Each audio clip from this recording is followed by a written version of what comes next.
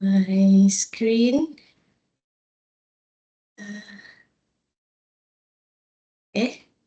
Oh, okay, sorry.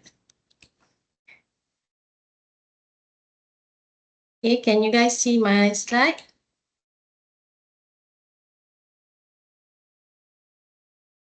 Hello? Hazin, can you see my slide? Yes. Okay. Okay, thank you very much. Okay, so good morning, everybody. My name is Salina Mohmad from School of Engineering. So today I'll be presenting my research, which is presented in the Gen City Conference 2023 in the University of Southampton, Malaysia in Johor, on the 10th to 12th of July last year. So my research is on modeling of controller for motor control prosthetic hand based on machine learning strategy in classifying two-channel surface of EMG signals. Yeah. So, as the outline, I will just we'll go through a brief on the background of the project and some literature review, the methodology that me and my student use for the project, and what the results and discussion we can come up with. And lastly is the conclusion. So before I start explaining further on the research, yeah. So the research actually revolves around this what we call as surface electromyography, or short is SEMG sensor. So it's actually a part of a biosensor family used to read the electrical impulses from contraction of muscle, which are then utilized in various applications, including clinical diagnosis, neuromuscular disorders, study of muscle fatigue, and etc.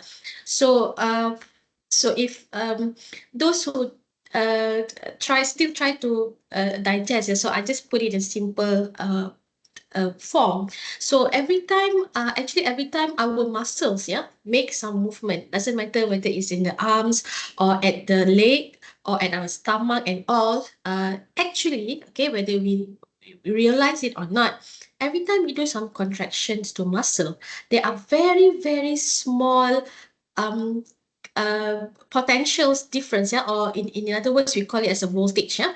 There will be a very small voltage produced on our skin surface, yeah.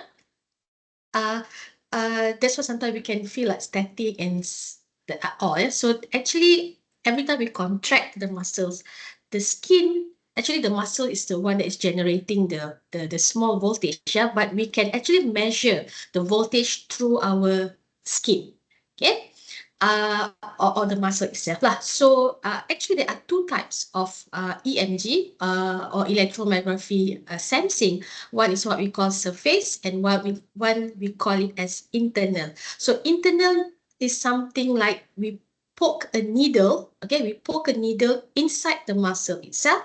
Yeah, so we penetrate the epidermis or the skin in order to get the voltage reading better in the muscle. Okay, of course, when we actually poke through the muscle itself, we will get a higher signals or higher reading of voltage. Okay, it's a better kind of data acquiring, yeah. But the thing is, when you poke something through your skin, you will get injured and your skin will get some feelings of not comfortable and so on, yeah. So nowadays, most of the time, yeah, if it's for monitoring purpose, like I mentioned, yeah, clinical diagnosis, to study the muscle fatigueness. So the industry, not the industry, I mean the medical field opt for surface, meaning we just put some electrodes, yeah, conductive electrodes on the surface of the skin, and through that way you still can get the signals, maybe not as strong as the one when you poke into the muscle, okay, but it still can give you some signals reading, yeah, in terms of voltage. And of course the research now is more on the how to make the surface sensor better okay, as time goes by, so that it can be more sensitive and all. Yeah. And the thing is that every time you do some movement or contraction to the muscles, yeah. I just take a very simple example. Let's say we take my hand, okay, our hand, or maybe I will just arm, yeah, okay. So let's say you want to make a movement of closing all the fingers, yeah. So we know that the muscle on your lower arm here will be contracted, and we have a lot of muscles, yeah. Different points of muscles that will actually contracted when we do some movement. Okay, and the thing is when we do certain movement, technically, yeah, there will be a certain range of signals, the values, yeah, showing that, okay, if your muscle is giving out this range of voltage, is actually the muscles that actually related to that signals is doing certain movement. So if you only close one finger, so technically, yeah, you will only be contracting just a certain muscle. So if you go and read the whole muscles in the arm, and when that particular muscles is showing the highest signals, then you know, oh, okay, when this muscle is giving a higher signals, meaning you are actually doing this movement. Okay, and if you are, let's say you are doing other movement, for example, like you close all the fingers, so there will be more muscles involved, and when you monitor the signals, you will have higher variations of output. Then you know, oh, okay, these readings show that the person is doing this contraction. Okay, so that is somehow a background of the main studies. Yeah. And the second part of my studies is actually, okay, so uh, as I mentioned, so when we do the contraction, we can actually classify, yeah, the signals telling us that, okay, these muscles are actually being activated now. So relatively, it should be showing that the person is doing certain movement. Okay, so actually the what we say, the initial point, okay, of why this study is being becoming a bit popular nowadays is actually because of the prosthetic industry or prosthetic usage by the amputated person. Yeah, you know, now most of the time in the past, people just use a prosthetic for cosmetic, meaning you don't want people to look you kind of weird. You don't have a hand, for example, or when you don't have a leg, yeah. So people will feel a bit weird looking at you. So people this amputee will just use a cosmetic where the prosthetic is just to make you look normal in a disguise. But as years goes by, okay, we find out that if we can actually make the prosthetic reflected like a normal parts of your body, you know, like Iron Man and so on, yeah, and that would be a bit better. So actually, it's already started like 20 years ago, yeah, when people start to make the prosthetic movable, yeah, using some sort of like a controller or a switch or a button, yeah. So now it is a more advanced where, okay, even though you are being amputated, yeah, for example, you lose a hand, yeah, you lose a hand, but the rest of your arm is still working and the muscles are still alive, yeah. So actually, if you want to know, even though you don't have a fingers anymore, but you still can contract your muscle as if, because if you have a memory, a movement memory, yeah, so you know that when you want to squeeze something, you actually can contract the muscles at the remaining healthy arms, yeah. So that's what researchers are doing now, so that when we contract the muscles, even though the parts are not there, but the muscles related to the initial movement of the parts can be recorded. Okay, so when we know which muscles are still working, and we try to classify that signals as an imitations of the real parts, which is the no amputated. So when this happens, if the amputees are actually wearing a prosthetic hand, for example, yeah, and they are contracting the muscles as if they want to grab something. So we can actually tackle the muscle signals, put it into some processor, yeah, and the processor will translate it into a movement of the certain motors, okay, and the motor can actually move the prosthetic. In my examples, the prosthetic fingers. So if we can classify that this certain range of signals actually telling the prosthetic that the person is wanted to grab some things, yeah. So the related motor will be moved. Okay, so that's what we try to do for this research. Yeah. So technically, after the signals from the sensor, what we intended to do is we collect the data, yeah, and we do some pre-processing. You know, technically, like you filter out the noise, that unwanted range of signals and all, and then we try to put it into extractions, yeah, to find the quality signals that so that we can do the next thing, which is the classification. So we know that when this signal is showing a certain pattern, it means the person are doing this, trying to do this movement. And if the other kind of condition, meaning the person are trying to do certain or other movement, yeah. And of course, after the classification, we have to do post-processing, okay, again to fine-tune the classifier and all. And of course, the last one is to evaluate the performance, whether the classifications that we do actually reflecting to the correct movement that the person wants to do. Okay? So our aim is to develop an algorithm to detect the EMG signals from two channels, yeah, two channels of low-cost malware muscle sensors. So actually the malware is the surface EMG, yeah. Using a CNN or convolutional neural network is a part of machine learning, or what we say, one of many types, yeah, of machine learning to control a 3D printed prosthetic arm. And also to motivation to carry out this project is to write a computational improved pattern recognition algorithm to classify the fingers movement through the EMG signals taken on the skin surface when muscles are contracting.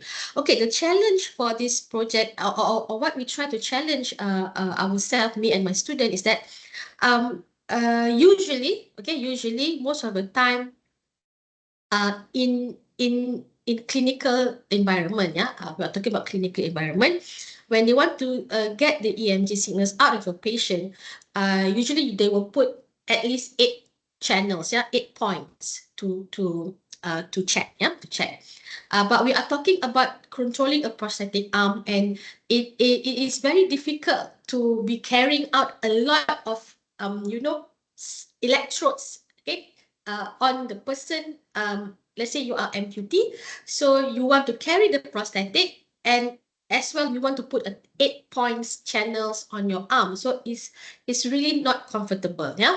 So what we are challenged for this project is that we only use 2 channels, okay, 2 channels, meaning you only detect, you only try to detect, or not detect, you are trying to measure only 2 points in the arms, yeah, to control the prosthetic arm. So this research also only concentrate on the arm, yeah. And if you questioning like why people need to use 8 channels, and why they do just use 2 channels all this while, yeah.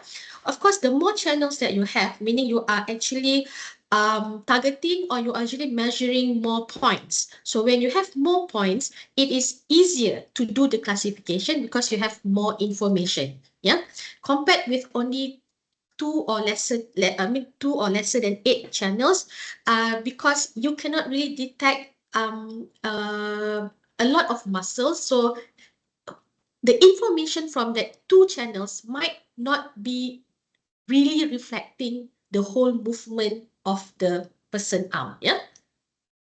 But considering again, like I said, because we consider of the prosthetic arm, so we don't want to have so many points in the arm and also the prosthetic. It will be not comfortable, yeah.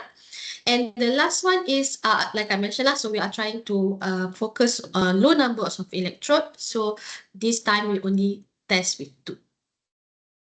So some literature review. So this is actually the normal flow, yeah, for a pattern recognition process. So I think I also actually mentioned this in the background just now, yeah. So we data acquisition, amplification. So this is all the pre-processing, yeah. And then we do the extraction, classification, and then we will test it on the prosthetic itself. And for pre-processing, yeah, based on the research, we find out that the filter, okay, the range of the filter for the signals, meaning the range of frequency, because you know when we're talking about signals, it's always some continuous signals that also including noises, yeah, because when you put on your skin, you move you move your hand very slowly or very minimal movement, it will still give you some noise and so on, yeah. Even the resistance between the sensor and your skin, okay, will also actually add up to some noise, yeah. So the frequency range from the previous research is only between 5 to 500 hertz, yeah. So you can see the frequency is very low because the signal itself is very low, yeah. And the cutoff frequency for the high pass is 20 hertz to 60 hertz, yeah. And sampling frequency, we varies from 500 hertz to 2.4K kilohertz, yeah. But majority of research, they do it 100 hertz or 200 hertz. What does it mean is that because the signal is continuous. So if you want to measure, yeah, every single second of the signals, then it will be hard work on the processor, yeah. So we sample the signals like every 100 hertz. So 100 hertz, we will take the reading, 100 hertz, we take the reading, and so on, yeah. And for CNN, we have the windowing. Yeah, windowing meaning like we will take only certain range of signals to be read and classified. Yeah, so the size of the window itself is also an issue. Of course, not now. Normally, nowadays, yeah, people also integrated this overlapping kind of techniques, yeah, so that you don't miss any signals that is coming in the readings, yeah. So if the window is longer, meaning you will have more features, yeah, more signals to be taken, but of course it will be slower response to process. If you have a shorter windows, then you have lower classification because you only can take a small number of data at certain time, yeah. But it will be faster because you sample it every 100 hertz once. You are sampling it in a small package. It's like that if you are handling a one big project, or you chop it down into a smaller sub project, yeah. So sub project is easier for you to concentrate, right? You know, okay, you finish one, you move to one. But if you have a really big project, you will have a bit of difficulty to handle everything at once. So something like that, yeah. And we also have types of feature extraction and classification in the machine learning itself. Yeah, so you can see we have MEV, mean absolute value, SSE, slope sign changes, and all. So these are the types of the feature extraction. And also we have a classifier. Yeah, so like the type of linear discriminant analysis, KNN, SVM, CNN, and so on. So these are like the algorithm kind of thing for, I mean, when you have MAV, you have a certain, what we say, algorithm or approach, yeah, to the data and so on, yeah. So coming to the methodology, so the first, as I mentioned, data acquisition. So these are the picture of the setup of the sensor. So you can see here, okay, let me find my, sorry, let me find my pointer. Okay, so you can see there's a sensor is put one at the lower muscles, one at the upper muscles, and this is actually the data acquisition and pre-processing circuit, and it is connected to a laptop, so we can capture the signals, yeah, for the pattern recognition processing. So the surface electrode are placed on the forearm. Okay, and then the sensor is two channels, yeah, you can see. And then we're using a Nyquist theorem and a 12-bit ADC. ADC is analog to digital converter because the signals that coming out from your skin is an analog, but we want to process it in a digital form. So we have to convert the data first. And we using the ESP32 microcontroller is a type of controller, microcontroller for the processing. And so I'm to gather the signals and to do the sampling on the processor itself. And participants were instructed to sit on a comfortable chair with their forearm resting on the table. So data was collected from 10 individuals for this testing. And the subject age varies from 20 to 25 years old.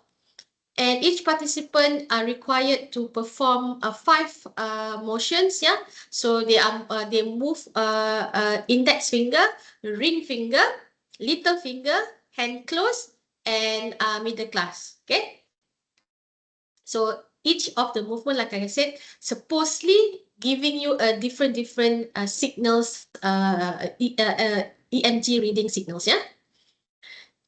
So it have 6 trials for each class. So with each class lasts for 5 seconds. So we will ask the person to do one movement for 5 seconds. Okay, and then after they complete all the 5 movements, they will give we will give a rest 5 minutes, and then they have to do again for the same movement, repeated 6 times. Yeah, for each person.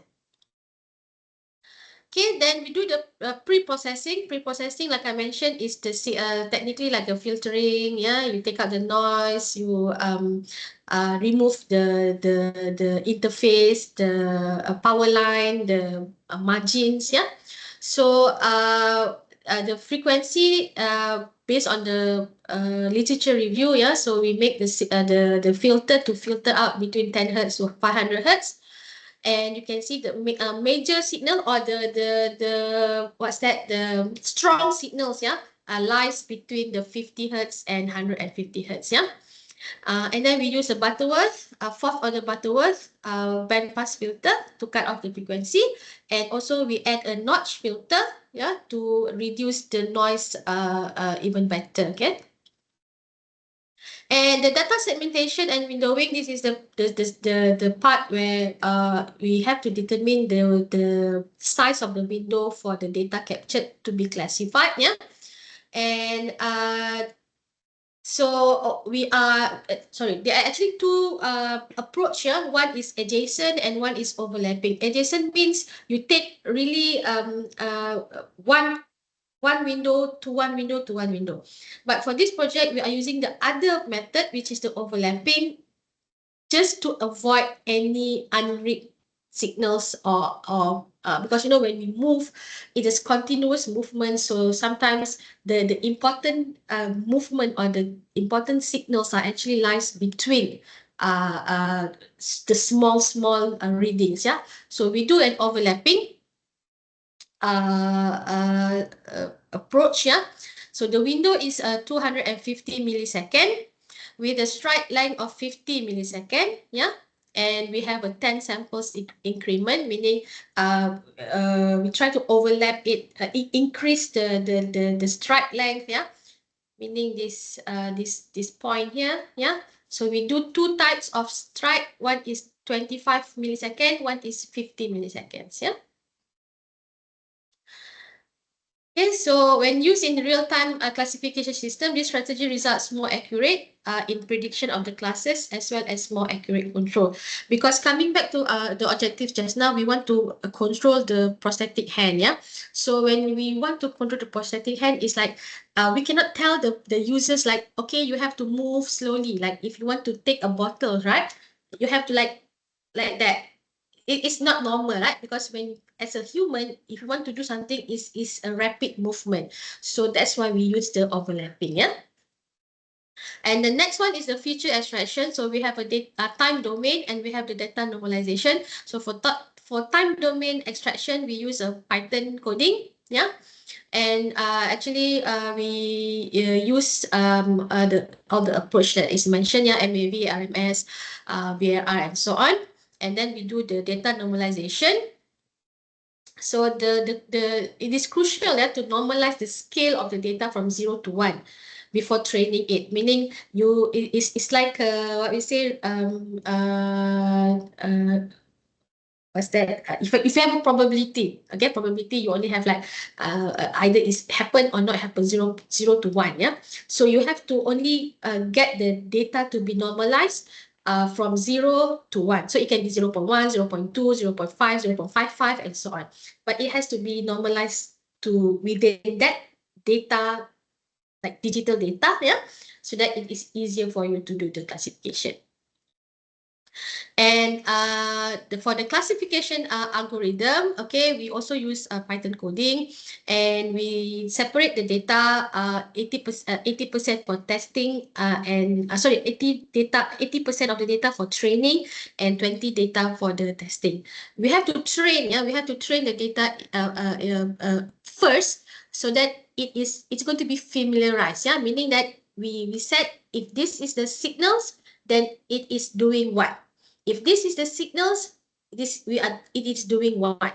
So based from the data that we get, 80% of the readings we have to train so that it becomes familiar. Okay, and then the remaining 20 data we test to see whether from the classification that is been done from the testing, and when we do test it to the data, it's still going to give you the correct answer, the correct movement in that.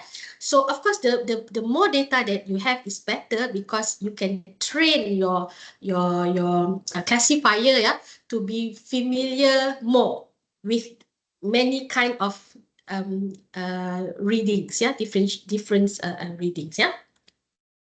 So the CNN, or the convolutional neural networks algorithm, is usually constructed from 3 major layers. But for our project, okay, we actually have we somehow like double it up, so it become 8 main layers.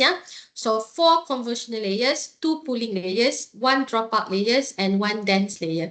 One of the reason why we actually add more layers, because one thing, we only, like I said, we only have 2 channels, so we really need to what we say test the data, because we don't have that many data to work with, because I mean, the information only comes from 2 source. If you have more information, actually it will be easier. So because we only get 2 channels output, the information only comes from the 2 channels, so it needs more layers, to come to the correct answer. Sorry. So as a result of discussion, so me and my student, we do actually many features, combined to see the classification and accuracy. So when we test, we want to make sure that when the test subject is doing, let's say, closing all the fingers, the movement reflected on the prosthetic is actually also closing all the fingers. So using all this feature combination, we can see the final results, where we combining all the we combine all 5 features that is also popularly used, by previous researchers. So we come up with 98.46 classification accuracy, and with all the window size, and the sampling frequency that is stated, and also that 8 layers of the CNN. So this is the results of the window length. So you can see, as we increase the window, actually it gives a better accuracy. But somehow you can see here, when we are using the increment of 50 milliseconds for the overlapping, you can see that it after 300, if we increase the window length, yeah, more than 300, you can see the accuracy start to fall back, start to reduce. Yeah.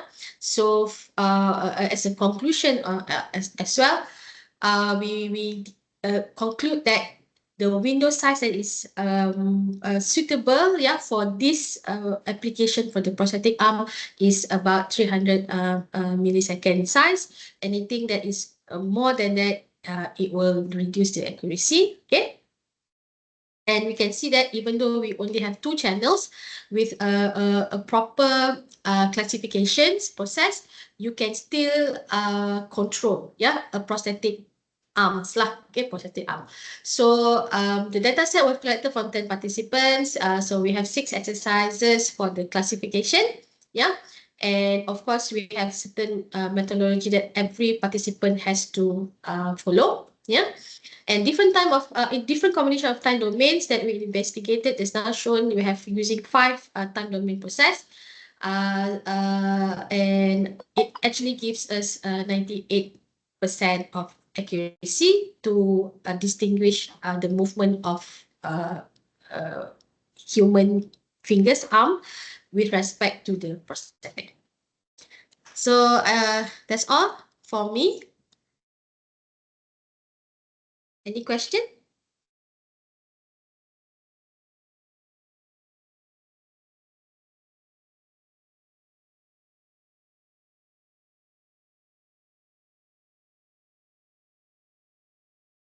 If no question, then I'll um, give back to I will give back the Zoom to Hazim.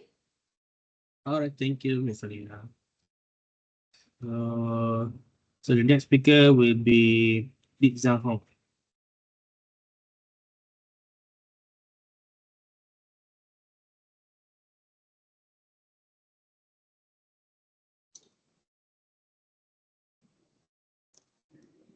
Hello. Hello. Okay. Yes, the you can share your screen. Oh, okay.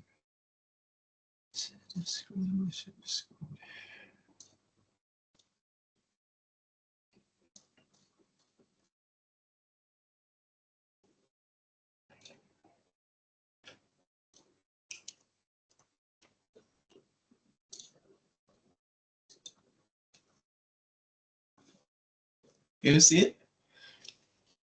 Yes. Oh, okay. I start now? Yes. Okay. Good morning, everyone. So my name is Zhan, and my supervisor is Dr. Chang and co-supervisor Dr. Tan. The title of my presentation is the NB2 CTX neobium-based MSIN as cerebral absorber for passively generating Q-switch fiber laser at 2 micron. And for the introduction, it includes the literature review, problem statement, and also the motivation of my research.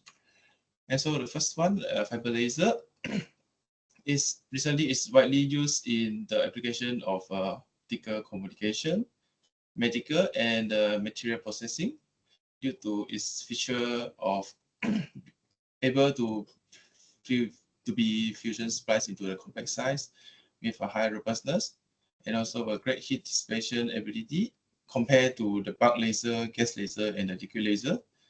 And it also cost less to build and operate. And we also specify in the 2 micron fiber laser because in the 2 micron fiber laser, it can be used in the biomedical, optical communication, and remote sensing compared to 1.5 micron fiber laser, which is mostly focused on the telecommunication. So in a wavelength of 2 micron, can be used in a laser surgery because the water molecule has an absorption peak at the 2 micron wavelength with a 0.6 mm penetration depth, which is suitable to use on the laser surgery because it won't burn the burn the tissue easily. And also in the free space communication, 2 micron laser is indicated as an eye safe laser because it will be absorbed by the substance in the eyes and it will not reach the retina and hurt the retina. And it also used for remote sensing because most of the organic substance has a absorption wavelength at 2 to 4 micron. And also in the atmospheric window, it has a low atmospheric absorption, so it can travel further in the free space. And for the operation of the fiber laser, there are two types. The first one is the continuous wave operation, which have a lower average power, but you have a constant output. And in the pulse operation, is a higher peak power, but you burst in a short period of time. And for the Q switch, for the pulse laser, there are two types of pulse laser. First type is the Q switch, which is like an operation of gate system. So he has an optical modulator which block the path of photon and build out the population inversion. And the pulse will be released in a microsecond duration. And for the mode of pulse, there are multiple oscillating mode in the laser cavity, and it has to be locked in the phase to generate pulse. And the pulse generated will be in the duration of nanosecond, picosecond, or femtosecond. So for the Q switch, the first part will be the optical modulator will block the resonating cavity, and the power will accumulate in the active laser medium. Then after that, the power is high enough, the optical modulator will become transparent, and the peak power and the laser power will go through the optical modulator and as output in a short period of time. So it's like a pulse. And after that, everything will be reset and repeat. And for the mode pulse, there's a multiple oscillating mode, different mode, and the mode have been locked together, so the constructive interference will happen, and you can use to generate the pulse in a very short period of time. And for the generation of a pulse fiber laser, it can be generated actively with the electro-optical modulator or the acoustic optical modulator. So this modulator will induce an intracavity loss and actively change the corrective factor to generate the pulse. And passively, we use the 2D material like graphene, max phosphorus, carbon nanotube, topological insulator, transition metal, dichalcogenate, max phase, or and the MZIN. So these 2D material are called a central absorber because they possess the behavior of sectorable absorption, which means the absorption of the light is depend on the intensity of the incident light.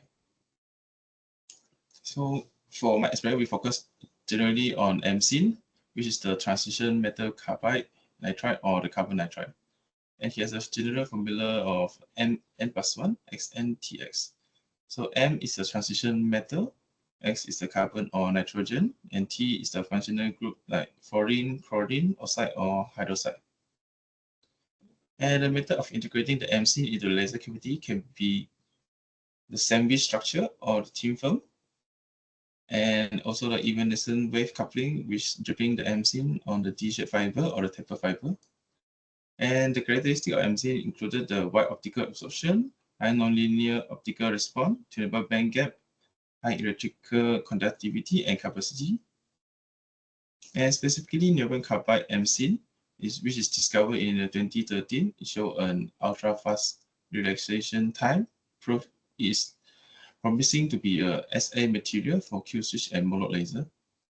And before that, there are numerous applications for the niobium carbide MZIN, which can be used as an electrode for the supercapacitor, lithium-ion battery, and photocatalyst.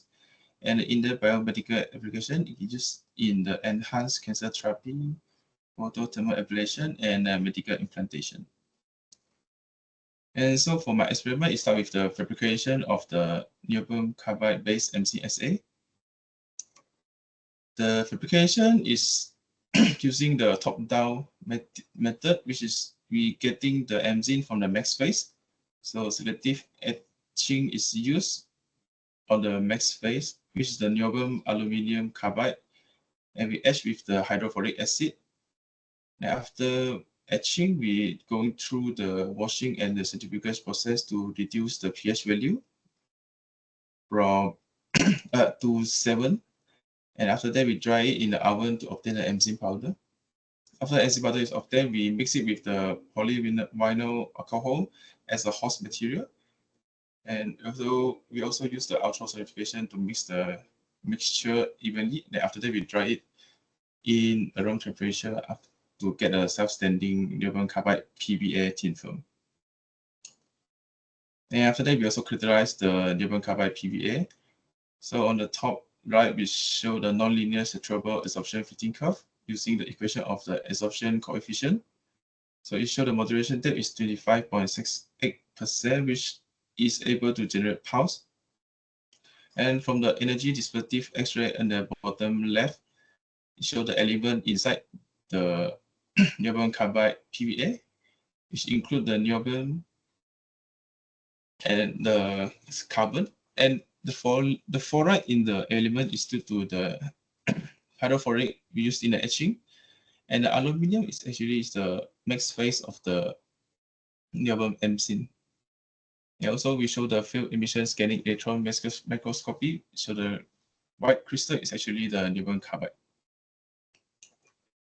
And for the experiment setup, so this is the thulium doped fiber laser cavity with the niobium carbide MC SA. So the laser cavity start with the 1552 pump and is connected to the WDM wavelength division multiplexer and at a port of 1550 nanometer. And after that is connecting to the gain medium, which is a 2.5 meter thulium doped fiber, which have an absorption at 1550 nanometer and have an emission in the range of 1900 to 2000, and is connected to the niobium carbide MZ SA. After that, is connected to the output coupler, and the 90% port of the output coupler is connecting back to the 2000 port of the WDM to complete the resonating cavity for the laser. And the 10% of the output is extract as for the measurement purpose. And for the result and the discussion, so on the right, on the left, we show the pulse with the transformation of the pulse strength against the pump power. You can see the peak is getting more when the pump power is increased. And on the top left, on the top right, we show the optical spectra of the Q6 TTFL thulium doped fiber laser, which have an operating wavelength at the 1964.121 nanometer. And before that, the CW laser is 1966.113 nanometer. After we insert the SA, the wavelength shifted lower due to the loss induced by the SA. And at the bottom right, we show the pulse in the frequency domain, and the fundamental frequency is 57 kilohertz with a signal and noise ratio of 52.2 dB, which indicate the stability of the Q-switch pulse. And so just on the pulse rate, we show that the peak is getting more when the pump power is raising. So the repetition rate also increased with the pump power, is shown in the top left graph. And the pulse shift also decreased, which is the Q-switch trend. And for the output power, it increased with the pump power because the gain in the TTF increased. But for the pulse energy and the peak power, it decreased with the increasing pump power due to the intracavity loss induced by the component. So overall, the result is we have the operating wavelength at the 1964.12 nanometer with the maximum repetition rate of 68.41 kilohertz. And the shorter pulse width is 1.956 microsecond with the maximum average output power of 5.55 milliwatt, pulse energy of 81.128 nanojoule, and maximum peak power of 41.477 milliwatt. And compared to other work with the niobium MZSSA, so this is the first time we reported the niobium carbide PVA with the TDF. And before that, they did with the HTF, BDF, and also EDF. So this is the first time we do it in TDF, and we get the smallest pulse width compared to other Q-switch pulse, which is 1.96 microsecond. And we also do it with the thin film. And also with the thin film type, also we only can generate a Q-switch. And we are trying to generate the monologue with a better component. So this all for my presentation.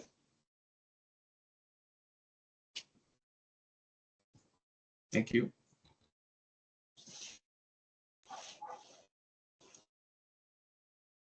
All right, thank you so much. So there's a request from Miss Salina to have a group photo. Oh, okay. Thank you, Hazim. Do you mind for all to on your video? If possible. But since that many SOE staff, so promoting.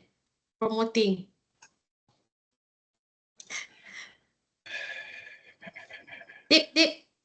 Can I rejoin? I cannot own my camera. Oh, I rejoin. I join again.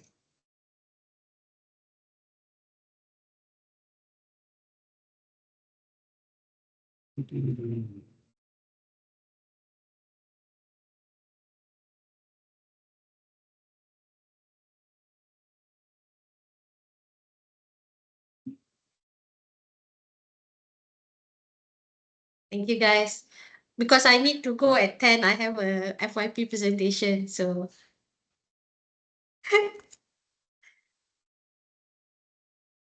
maybe wait for Lim if he can rejoin. Wah, Ikram kat ni, Ikram. Ada.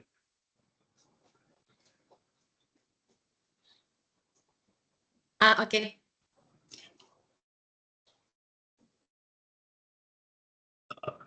Thank you, Kak Nora.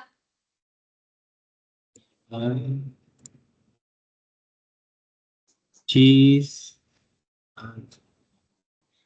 Again. 1, 2, 3. Okay. 1, 2, 3.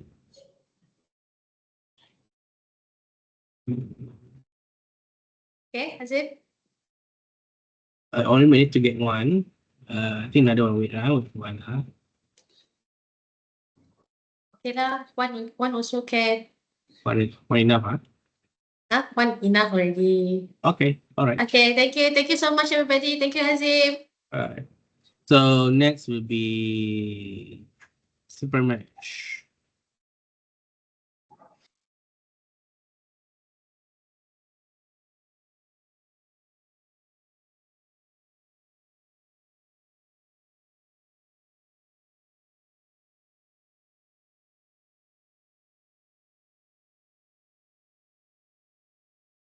Can you see my presentation? Yes.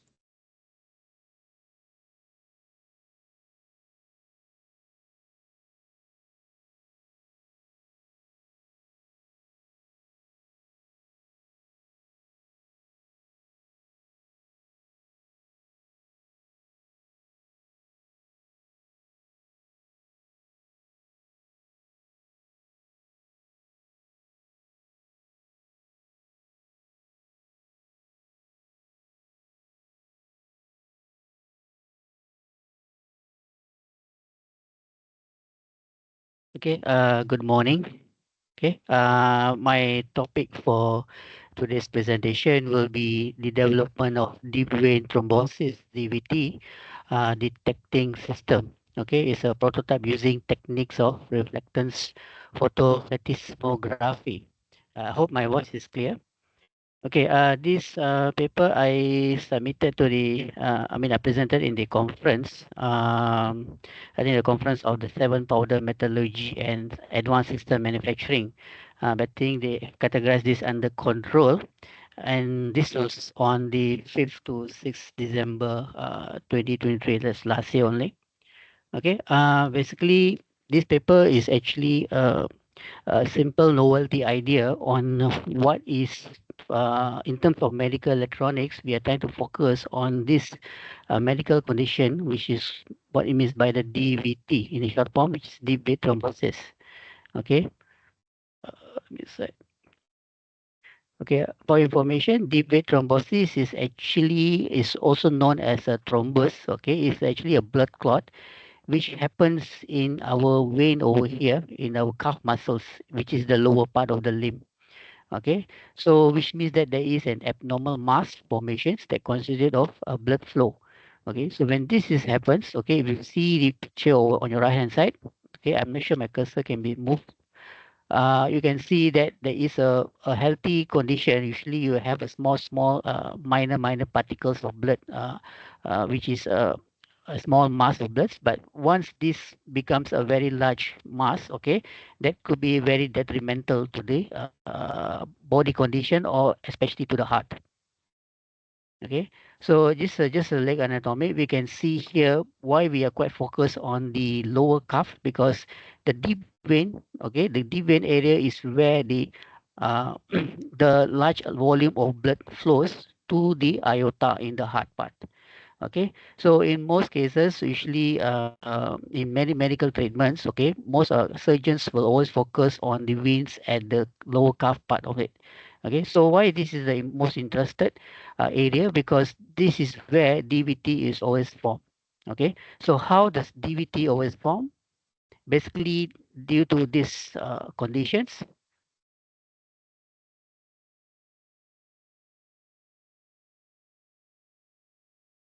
Okay, can you still see my slide? Yes, yes. Okay, so these are the risk factor. It can be obesity or overweight. If those are having a cancer who have undergone the chemotherapy or even the surgery pass or even the surgery which is done. Basically, most cases are usually happen when there is a past injuries, especially on the leg side. Okay, usually is the case where there is a past accident or there is some injury which causes the legs that have to be operated and so on. Usually, this kind of situation, even though there is already healing the leg, it becomes normal and so on, and you can walk normal, but that does not mean that it will not happen. Usually, in some cases, that does happen that there is a small mass of blood which will be located at the calf part, on the venous part of it. So it's estimated, if I take record from United States, there is a lot of 100,000 cases, okay, in United States, and usually about 5 or 100,000 usually is children usually, and there is quite a big number of those who are more than 80 years old. Okay, and of course, one of the symptom, the risk factor is also I would include is the age gap. The age, if the higher the age goes, this is something which you need to look into it. Okay.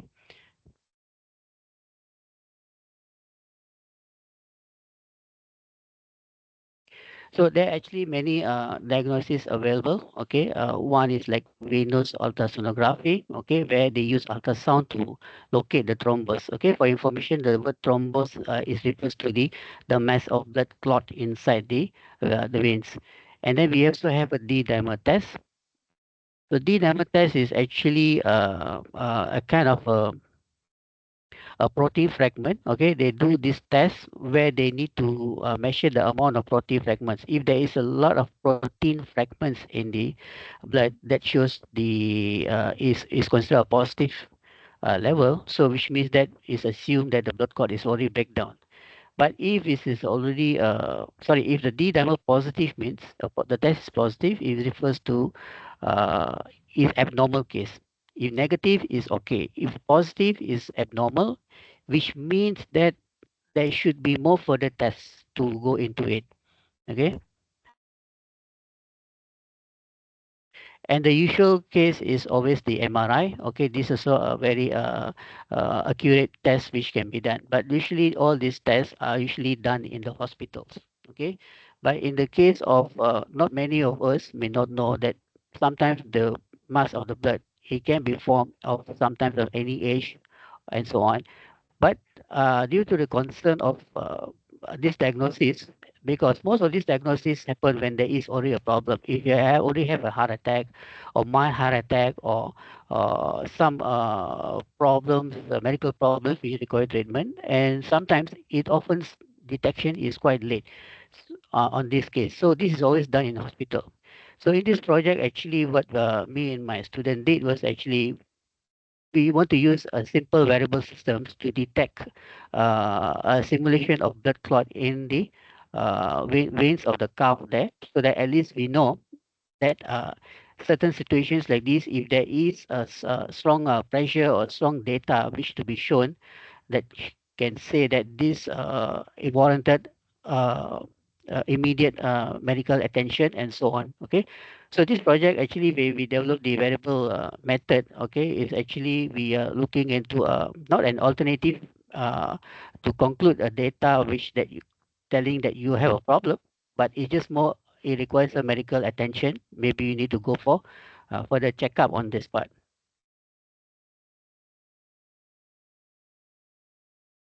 So what are the symptoms? Sudden swelling, okay, at the calf side, discolorizations, there's a slight pain and tenderness, and sometimes there can be some superficial veins enlargement and so on. Okay, so there are some of few symptoms which we can be noted of. So the project objective was to develop DVT detections, and we are using a sensor module, which is this is quite used a lot in oximeter module. So this is the photo plethysmography sensors, and of course we'll be using these sensors, and we are simulating we'll be simulating a DVT condition, okay, using a pressure cuff. And of course, to get the data, we implemented an IoT system where we integrate with the Bluetooth, okay, where we can view the data from the smartphone itself. Okay, so PPG principle has two types. One is using a light refraction, which is the method of transmittance, okay, where there is a sending and receiving. One is a reflectance, where the data is, the signal is sent and then returned back. Okay, there are two types. So we are using actually the reflections type of PPG. So this PPG actually will be measuring the two phases, which is the systolic and the diastolic phases. So these are the two main components. Okay. So this project earlier we used the Arduino, but then due to the size of the Arduino and a few other components, and it's supposed to be fitted at the cuff part, at the leg part. So what we did was we took an alternative idea of using the Max 30102 PPG sensor, which itself is the important sensor which can be communicated using a Bluetooth, and also another controller. This is a miniature controller, which also can be communicated using a Bluetooth. So this component here, SEED Studio Xiao, is actually used a lot in many wearable devices. Okay, these are just a circuit connection, just a simple one. Okay, it's straightforward actually, but of course, there will be the focus of this methodology was quite for on the programming of the Max sensors as well as the controller part, including the programming to the Bluetooth connections. So this is my student here, and he has used this upon himself, okay, as a simulation idea, where we use a strip here to hold on the circuit devices as well as the sensor over here, and we can see that this is the cuff to simulate the pressure. So what we did was we actually have to simulate a few conditions. One is no pressure. Another one is we are putting a 50 mmHg or millimeters of mercury, which is a lower level of pressure. And after that, we go to the 100, we increase it to 100 and then 150. So what we do is that the student will have to initiate a calf or heel movement up and down, and set it at 50 mmHg. And we record the reading using the Bluetooth connection and into the Android handphone. So this process is repeated for different type of pressure. Okay, this is just a programming flow chart, and these are the results we got it.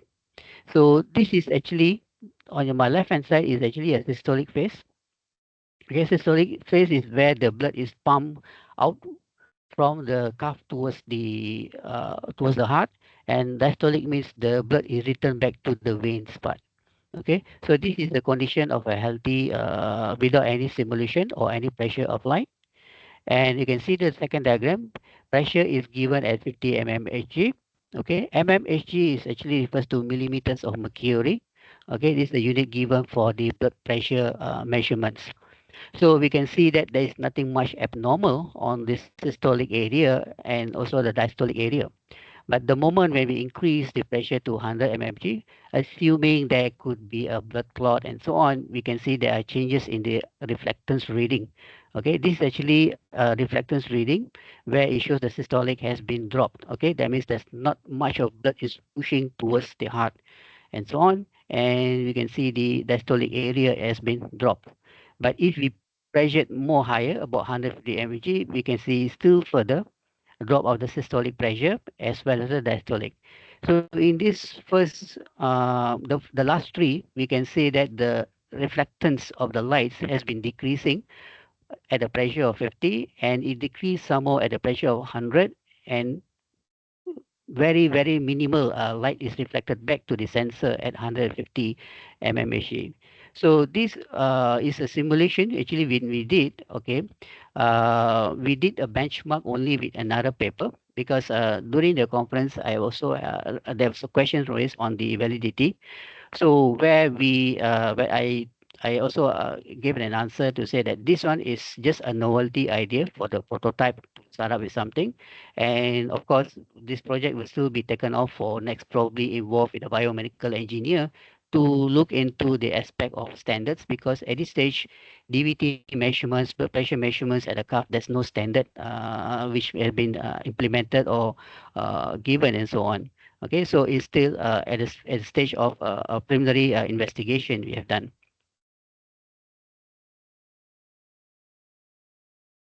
Okay, so these are just a combined plots. Okay, we can see that the blue color here is on top here is the healthy conditions, and we can see the rest three are all at the different level of pressure where the systolic drops. Okay, so what actually means that whenever the blood pressure increase, the systolic pressure may have difficulty in pumping the blood to the heart. This will cause a pool of lump, or I can say as a thrombus, will remain in the veins. So this is where the significant area is that we see that the IR reflectance or the infrared reflectance light drops over here. Okay, so if this is a condition, okay, which happen, if we put an analogy that it happens in the actual area, that shows there is a blockage or there's some mass of a thrombus which is existing in your vein. So this can be require a medical attention, because this sometimes can be a very fatal. Most cases which we have seen some medical papers which refers to that the problem is that the heart becomes cardiac arrest when there is this mass of blood will flow through the veins, go to the heart and causes a congestion over there, which leads to a I can say a mild stroke, or it could be a fatal stroke on this part. Okay, so the aim of this project was actually to give an idea that this is also an important aspect in the medical idea, that we need to look into it, because so far we have already have a normal medical pressure, blood pressures meters, and we also have oximeters. Okay, since the COVID time, oximeters have been gone up. So this is just to give an attention on this medical area where DVT is sometimes is builds up, but over time is often overlooked until we found out during our hospital time or any during medical in the hospital, which warranted an immediate diagnosis and so on. Okay, so this is just showing how we use the data to be plotted in our Android phone. Okay, using a Bluetooth connected devices. And of course, in conclusion, this project is actually we still require validations, because we did not apply this project into any patients. But in the previous papers, there are which done with a different kind of a IoT segment where they use the 70 patients to do the testing and so on. Okay, so that's all for this project presentations. If there's any questions, I'll try to answer them.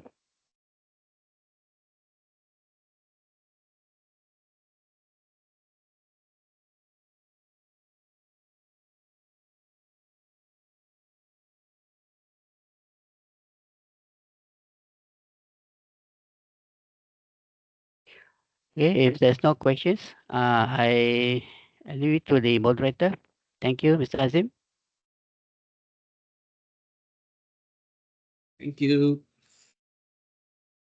Actually, we have a patient here. Supposing next is G, but she's still on the way, and our representatives not in. So I got anything this one.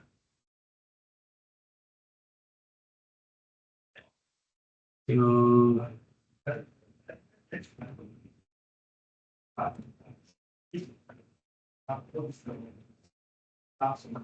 is Siva also not here? Chang, Seong also not here. Dr. Ikram not here also.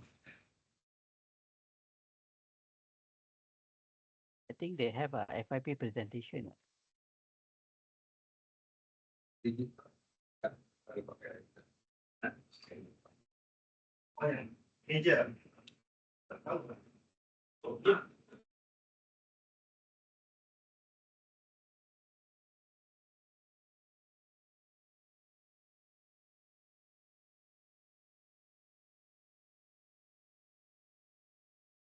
now we just wait for Miss D to come in.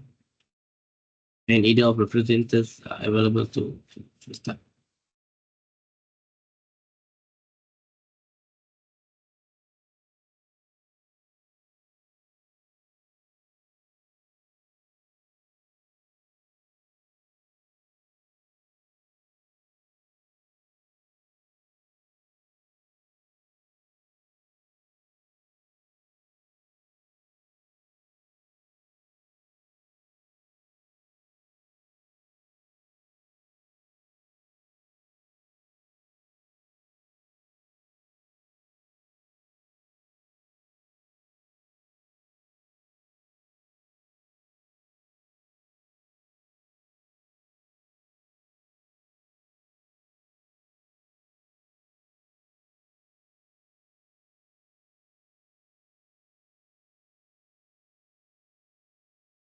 Chang Seong Hong, are you in?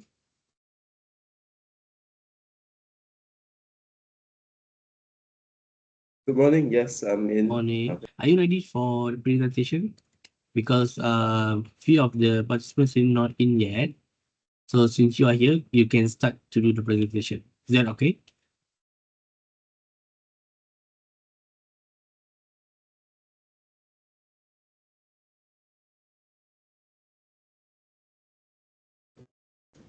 Hi, good morning.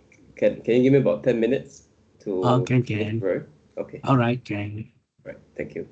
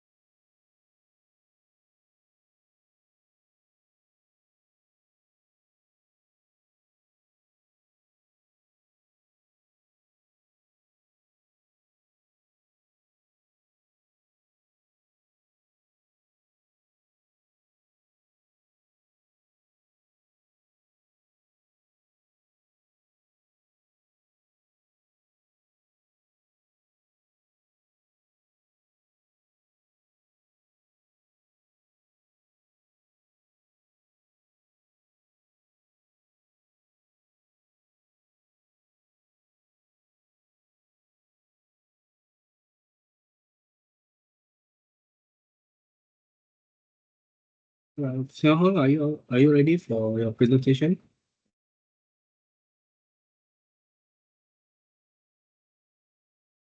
Hello?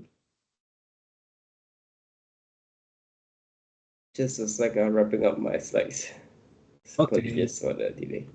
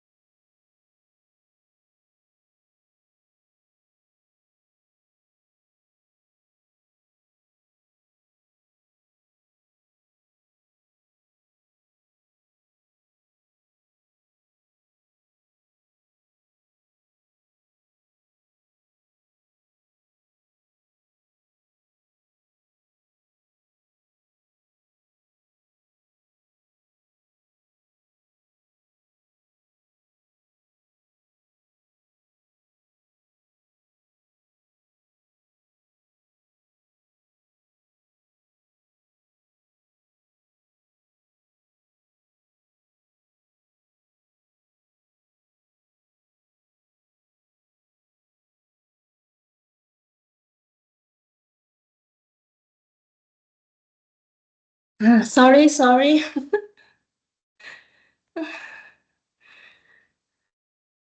Okay. Why I joined two times? The visual floor is yours. So only me alone. Left me only. No. Actually, others are not in yet, and Seong Hong also not really ready. So Oh, we wait okay. just for you. Okay. Mm. Okay. Actually, I can present first. I'm okay. All right, can. Yeah. Actually, this paper is I submitted to IC SCA 2023 is last year one. So presented last year on February. Okay, so my title actually is a investigation of LED arrangement for VLC based classroom assessment. Since I'm just presented my Viva, actually I do some combination of my slide for this presentation. Okay, so Seong and Dr. Tan and as well as Dr. Go is in my paper lah. We are published together. So due to the MCO and enmeshment technology, traditional assessment using pen, paper, invigilator have evolved into an online assessment. So what online assessment promote is the efficiency, the environmental friendly, and a paperless approach. This, however, will reduce the manpower needed for printing and distribution, as well as enhancing the security of the assessment. So platforms such as exam.net, Google Form have been introduced for students to submit their online assessments. However, this is great opportunity for students to cheat, okay, while accessing the internet. So exam security actually is one of my research gap in this study lah. So according to my title actually is what are the design of the LED arrangement. So for the classroom assessment, yeah. So before come to the arrangement, I will present why is a problem statement happen. So according to the researcher, the Nobel Barney, he already write in a paper, okay, which is increasing the concern among the educator about the belief that cheating occur more often during the online courses. Okay, so this paper actually is a Q1 paper with the 122 of citation. So it's an emphasis of the importance of designing the assessment that improve the academic integrity and differed for the cheating in the online education setting. So as a conclusion, so I come up with this VLC system for my classroom assessment. Okay, so actually in my paper, I only emphasize on these two LO, which is what is the hardware configuration and the software configuration that ensure the security. Second one is what is the different LED arrangement in the VLC transmitter. Okay, so the third this research question come in is what is the parameter of the optimized VLC, which is my further studies on my master. So this aim actually is to come up with a two-way of communication classroom, okay, which we can send the data to the receiver and receiver can receive the data as well as the sending. So what is VLC? Actually, VLC require a line of sight to function efficiently, and unlike the radio frequency communication, okay, it offer better data security within the unlicensed large bandwidth space. So LED are the primary technology that used in VLC, and the information can be encoded using the light and transmit to the receiver, and the photodiode will be detect the light and convert it into the electric signal for processing. Okay, so for the literature, we have three main things here. First one is the security risks and challenges. So researchers have identified various security threats and challenges in the wireless environment, such as the information centric network or the mobile network. And then VLC is very high recommended for researcher, okay, which is bring a lot of advantage, okay. And then VLC also has been the latest technology which use the switching power supply and transportation in the transportation system, as well as the indoor communication. So based on these three findings, I implant this VLC into my research. So what is the three methodology that we are using?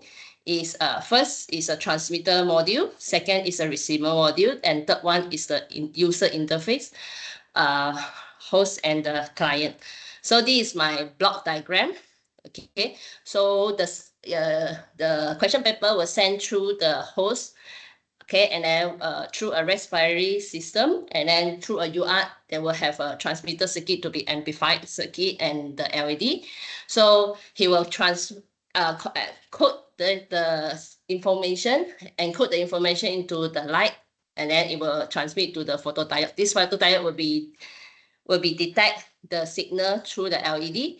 Then we amplify again and go to the client side, which is the students, to receive the question. Same thing go to the client side lah. Okay, so it's just a reverse side. So in the transmitter module, actually we are using the Raspberry to convert, and we are using the on-off keying modulation. So why we use LED? Because of the efficiency and the energy efficiency and producing less heat and reducing the energy consumption by 80% compared to the traditional light, which is a fluorescent light. Okay, as noted by the researcher Ganandran GS. And the receiver, we are using BWP34 photo diode to detect the light, and then it will convert into the binary data. And then with the wide range of half sensitivity at plus minus of 65 degree. So this receiver actually have the amplification gain of 101, and the signal was sent through the Raspberry Pi through the UART. So in the programming, actually we are using Raspberry Pi for the programming. So a Python program will be write in simple GUI, and we will encode and decode the file to the base 64 before transmitting over the series port. So after encoding, so this mini-com is used to select the 64 file for transmission. Then the Z modem is chosen as a file transfer protocol. So in this discussion, actually I already built 15 LEDs with 3 arrangement of configuration, square, triangle, and round shape. Okay. So in the classroom environment, this is what I set up in the daytime with a size of 80 meters square. Condition is we have in the room there is 4 windows with light turned on. So in this picture, actually is a circular LED arrangement. So first, we are the photodiode angle sensitivity. I want to test the photodiode sensitivity. So it will position in such an angle of 0 until 80%. And I noticed that in the angle of 0 is we get a higher voltage, which is what we want and most perfect one. Okay, but however, in the 20 degree, we still receive around 5.55 volts, which is still acceptable for transmission. And we also, after that, we test the angle sensitivity, test the transmission distance, which is from transmitter to receiver with the range of 2 cm until 24 cm. Okay, so this is the waveform that I received for 2 cm and also 24 cm. So in these two signal, we can see that actually the loss actually is very less. So, and the voltage is measured from 6.63 until 6 cm, 6 volts, so which is still acceptable in the prototype. Okay, if it is less than 6, actually the signal received will not be so strong. So there will be some distortion and it will ask for retransmission. Okay, so after that, I've used the triangle, square, and circular. So in this tabulate data here, we find out actually using the circular, okay, circles configuration actually have a maximum distance of 25 maximums, okay, which after 25 actually the signal can't be received improper.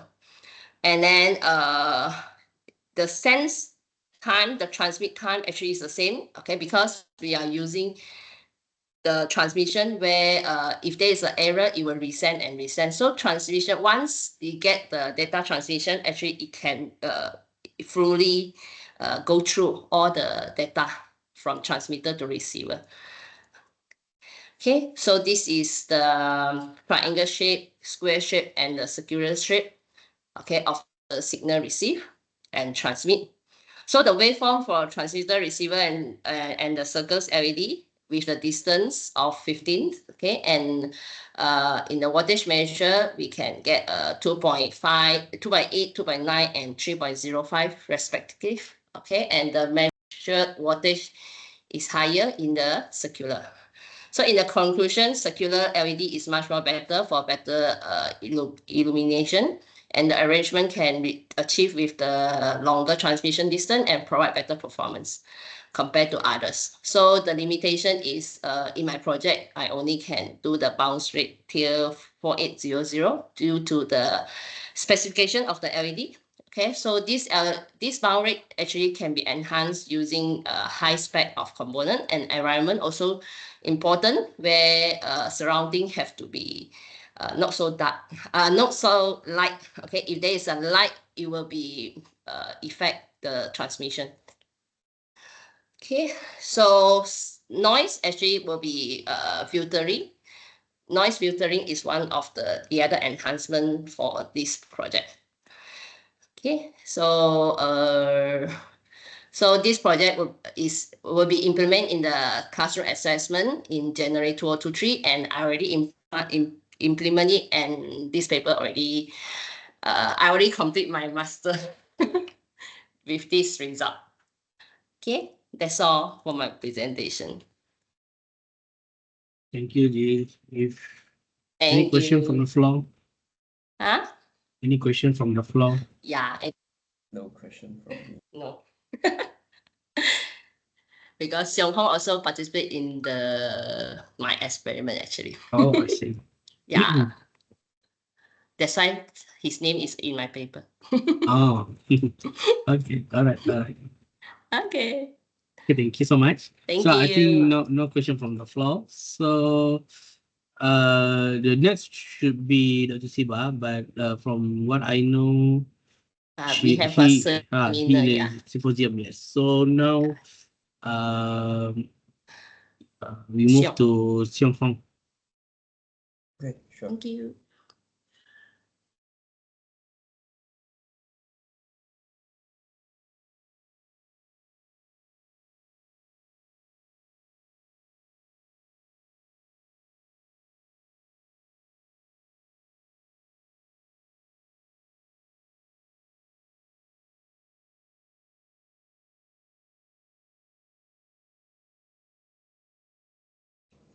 Okay, so good morning, everyone. I hope you are able to see the slide. I'm presenting Yes, a yes. paper as I've submitted to a IEEE student conference that I attended last year in APU. So the title is Polarization Modulator with a MZIN coated side polished fiber. So a brief introduction into the topic I'm doing. I'm working with fiber optic signals.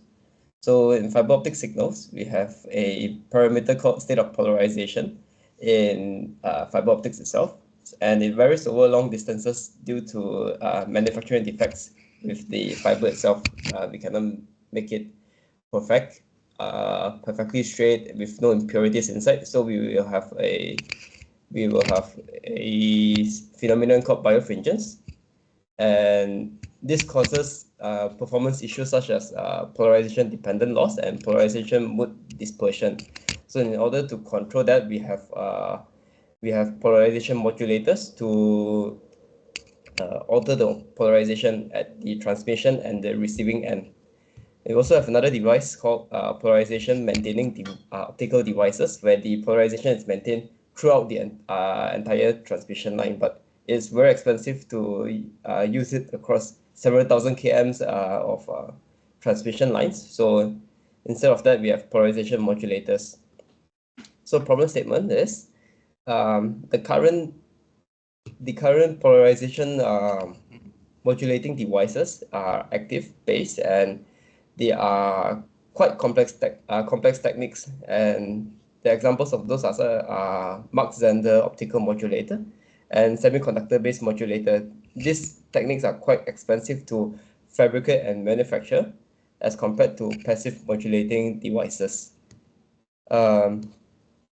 Instead of using active modulating devices, we will use passive modulating devices. They are much more compact, easier for packaging, which poses an advantage as compared to active modulators.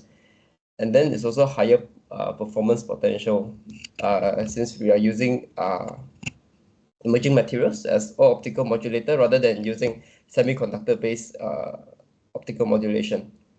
With this also, with emerging materials, we can also achieve a lower latency with light-to-light modulation as compared to electronic-to-light modulation.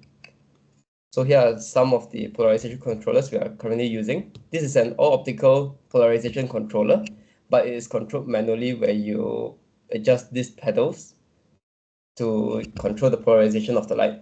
Of course, it is the most affordable option since it does not involve any types of electronics or any material or semiconductor.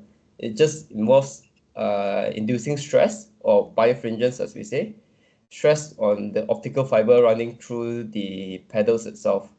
So when this is done, we can notice that the polarization being modulated as we turn the pedal. However, the downside is the pedals have to be adjusted manually. So the stopgap to that is such a polarization controller is motorized. So using a computer software, you can precisely adjust the angle of rotation for each of the pedals where the optical fiber is running through. So using this, you can control the polarization of the optical signal remotely through a PC software. And subsequently, this is one of the more traditional methods, I would say. So we have a solid state polarization controller. I believe this is more semiconductor based. This is quite costly, and I believe this is what they use in the industry right now. As it involves semiconductor, we all know how costly that would be. And but the advantages it poses is, of course, it's very stable. You can control it remotely through a PC as well. But this will involve electronic to optical signal modulation.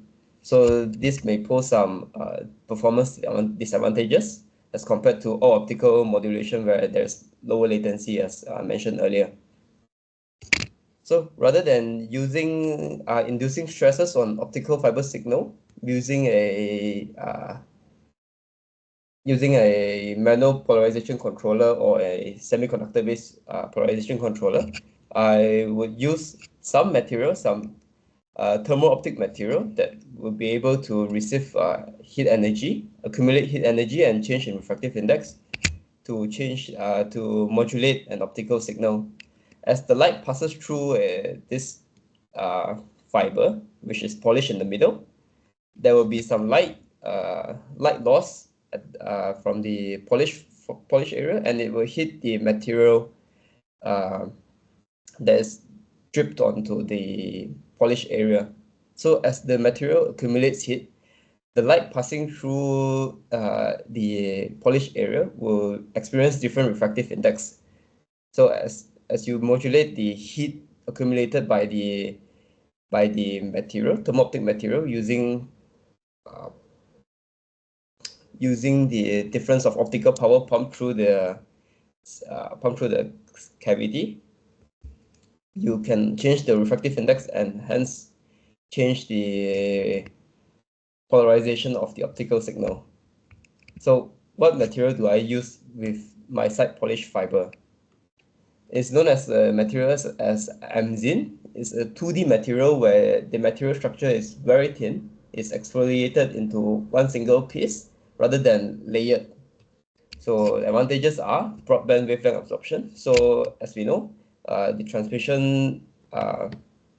transmission system we have on optical, we have multiple wavelengths such as C-band, L-band, and then this is more conventional, but currently they are looking into 2 micron, even 3 micron. So that one, it poses an advantage where a material is able to work with different wavelengths, including legacy and current and future optical systems that may use different communication wavelengths.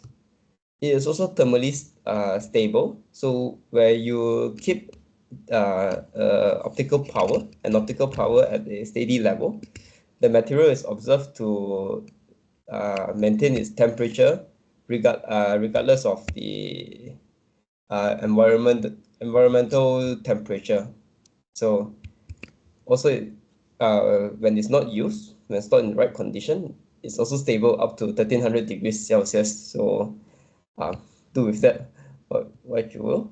So tunable, aside from that, we have tunable optical characteristics. So when fabricating MZin, we are able to change the surface termination, which gives us different structure and electronic and optical properties by using different actions such as I believe hydrochloric acid. Let's say hydrochloric acid with lithium fluoride. This will give surface termination of dash F, and also we can have MZin with this dash OH termination with different actions, but I have no experience with that. But other researchers have reported that it gives different characteristics to the material itself. And we can also tune the optical characteristics of MZin by exfoliating it and into 2D structures, or some researchers have also opted to not exfoliate it and use it as is, where it is layered. So this will give the researchers different end results, so we can use this to tune to the outcome we desire.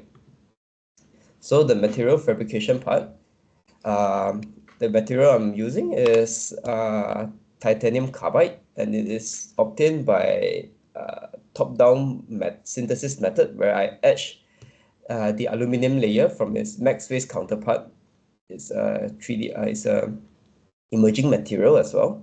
It's based on a transition metal family. So titanium aluminum carbide, by etching out the aluminum layer using mount etching method, as mentioned in the previous slide, I'm able to obtain titanium carbide, so Ti3C2TX. As mentioned earlier, I'm using lithium fluoride and hydrochloric acid in place of hydrofluoric acid, which is much safer and much more environmental friendly. And then the mixture of etchant and MZin supernatant will be mixed over 48 hours. Then after that, I will have to neutralize the mixture before drying the mixture to obtain the MZin powder. So after obtaining MZin powder, the neutralized MZin powder, I will mix it with DI water for deposition on the side polish fiber itself. So these are some pictures of the material fabrication, where I weigh out the MZin, the max phase powder, and then subsequently I have it on a magnetic stirrer for over 48 hours. And then the last picture is the neutralization of the mixture itself. I do not have other pictures to show how I do it, but then basically I just put it in a centrifuge where I will add water for each cycle, and then I put it on the centrifuge cycle for 2 to 5 minutes, and the MZin powder will sink to the bottom of the tube, and I can remove the floating water with acid, and then I add another cycle with water. So as I do that, as I centrifuge it, the mixture on the bottom will get neutralized. So this is the experimental setup. I have 2 laser sources here.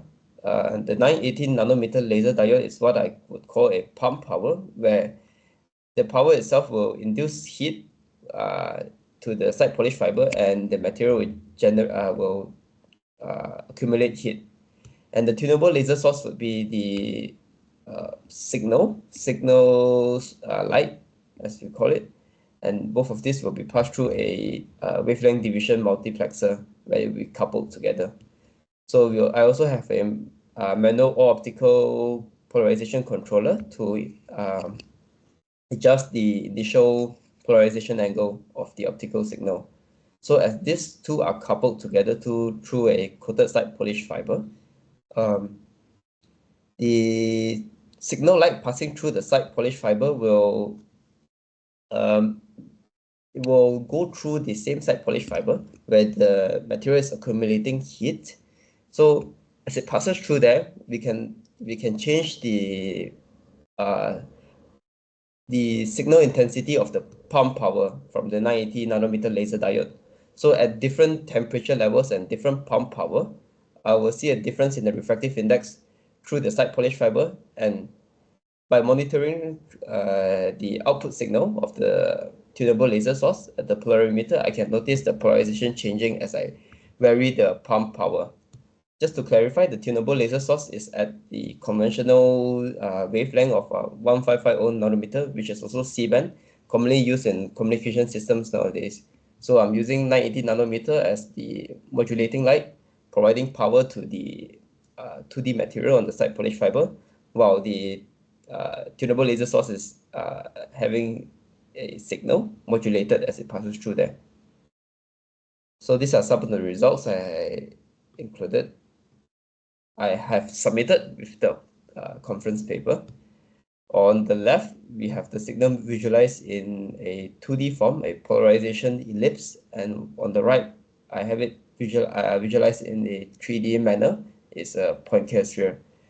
So from left to right, we can see the signal is rotating in an anti-clockwise manner as I increase the pump power from 0 milliwatt to approximately 220 milliwatt. And on the right, we can see on the Poincare sphere, I'm not sure if you can see there's a dark blue dot on the sphere itself. We can see that the sphere is slowly moving away from the origin of the yellow point. So this shows that the signal light is being modulated and the polarization is changing as I increase the pump power of the pump diode. So these are the results I have obtained from this experiment.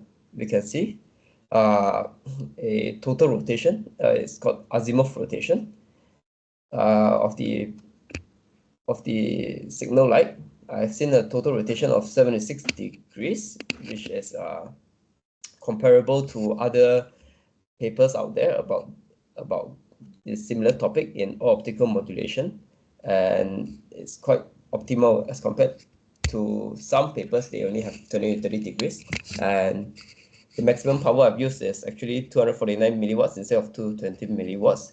The overall efficiency is 0.305 degrees per milliwatt, and so the max linear power is to 0 to 110 milliwatt. It gets significantly less efficient after 110 milliwatt. So the linear efficiency is actually 0.628 degrees per milliwatt. Past 110 milliwatt up to 249 milliwatt, I see very little differences. So it's best to keep the power low for this type of modulation. It also saves power. And this is a decreasing trend. Just to check for hysteresis, see a rotation of 77 degrees, 77.32. So it returns to more or less the origin. The maximum power remains the same. The efficiency is 0.311 degrees per milliwatt. And linear power is 0.556 degrees per milliwatt. So efficiency dropped a little, but it managed to return to its origin. So it is quite stable and does not change the polarization of the signal significantly after I increase or decrease the power. So the conclusion of my paper is that we see a linear region, we see a rotation of 63 degrees. So 63 degrees out of 76 degrees, and a healthy efficiency of 0.628 degrees per milliwatt. So to improve on this, I could work with the fabrication of the material with different concentration, perhaps, or different actions, hopefully to maybe increase the range of modulation in the linear region and also the efficiency. The output power monitored by polarimeter is also observed to have dropped 10 dBm. This is contributed by the side polished fiber, where, as I mentioned earlier, when we polish the fiber, I induce loss by grinding into the fiber core. So similar effect, our polarization device could be achieved by using a side polished fiber with lower loss, perhaps fabricated with lower loss, or I could use tapered fiber in the future. And the output power remains linearly polarized throughout the experiment, as we can see in this picture on the left side. It remains relatively flat and not, as they call it, I remember it's linearly polarized, and then it's I forgot the term, but it remains flat, which is what we want from a polarization modulator. And that's about it from me. Thank you. Thank Any you so questions? much. Any question from the floor?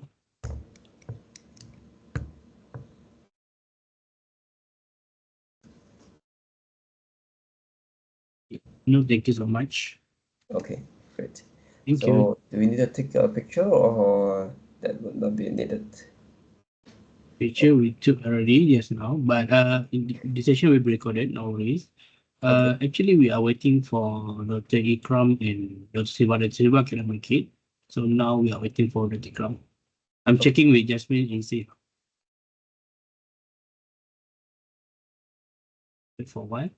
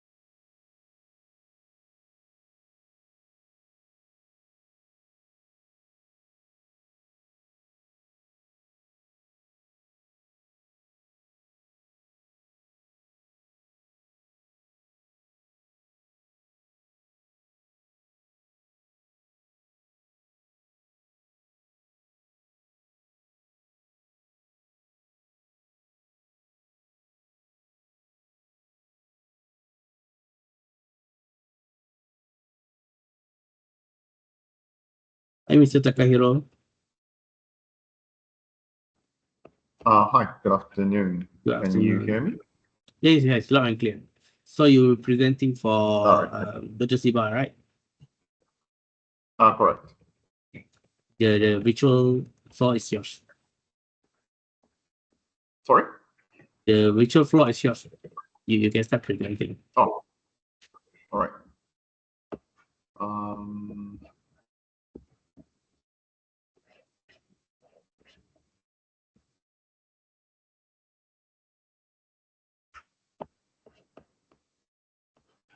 hold on.